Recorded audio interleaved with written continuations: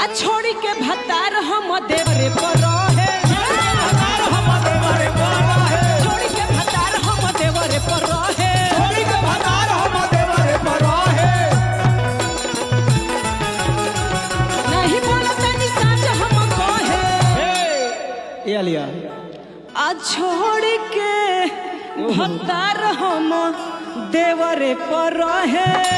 लेकिन तू तो लइकाइए से आदत बा। राउर देर हमरा के लाइन मारे ना कबो कबो देखावटी मारत होई है मैं धन उनकर हमार बड़ुए कौन देवर एगो है ने रंजीतावा बड़ुए होने बबलुआ बा। हां देखा रंजीत बबलू आई ये राजू बाबा महेश परदेसी के देवरे बनाओ तारू ना ना ना उ देवर ना हमें हम का जान के तरह घूर घूर तालो देवर बना भतार को ना भतार ना भसुर हमें भसुर।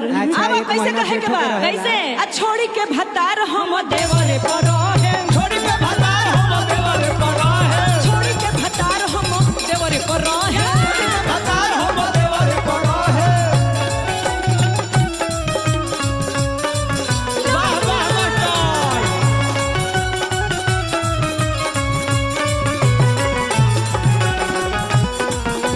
हाय ए बाबलू चढ़ जा। वाह वाह चढ़ गया भैया हो। छोड़ के भतार हम देवरे पर रहे, छोड़ी के भतार हम देवरे पर रहे। और का कहे के बा आलिया हां कहे बहू सुना है ने बड़ा दुखित बानी मरन से। हाँ। अगर मरदे हमर मन सबक पूरा कर दी तो हम देवरा पर काहे खातिर मरतानी।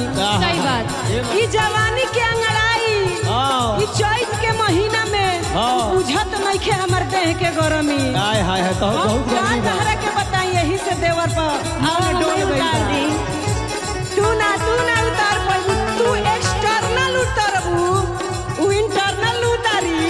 अच्छा अब कहे के बा कैसे कैसे मरद हमार मिलल बा बेलहुरा, बेलूरा बेलूरा बेलूरा कौन शौक नहीं करेला पूरा। करेला पूरा हो करेला पूरा मरद हमार मिलल बा बेलहुरा,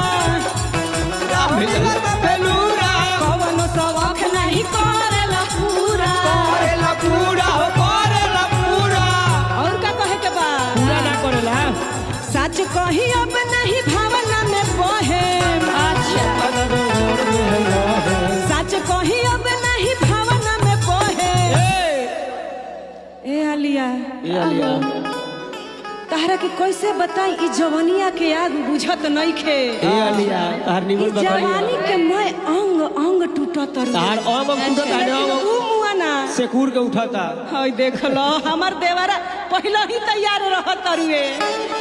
कैसे कहे के बा कैसे छोड़ी के भतार हम देवरे पर रहे, छोड़ी के भतार हम देवरे पर रहे। छोड़ी के भतार हम देवरे पर रहे। वाह आलिया हाय अरे पर रहे छोड़ी के भतार हम देवरे पर रहे, छोड़ी के भतार हम ए जय हो अब इहे होई बाहर आलिया तहर निमन बगलिया।